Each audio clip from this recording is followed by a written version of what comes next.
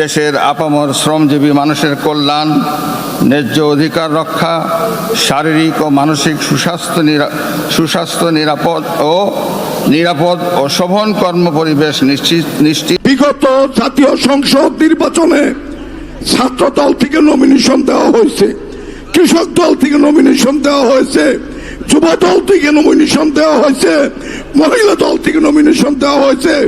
জাতীয়তাবাদী শ্রমিক দল থেকে একটা নমিনেশন দেওয়া হয় না। রাজপথে শ্রমিক দল বিগত লড়াই সংগ্রামে ছাত্রদের পাশাপাশি প্রায় 200-র উপরে জীবন দিয়েছে। জাতীয়তাবাদী শ্রমিক দল জেল খেটেছে, শ্রমিক দল লড়াই করেছে, শ্রমিক দল আন্দোলন করেছে, শ্রমিক দল। আর মূল্যায়নের ক্ষেত্রে শ্রমিক দলের মূল্যায়ন হবে না, এটা আমাদের পক্ষে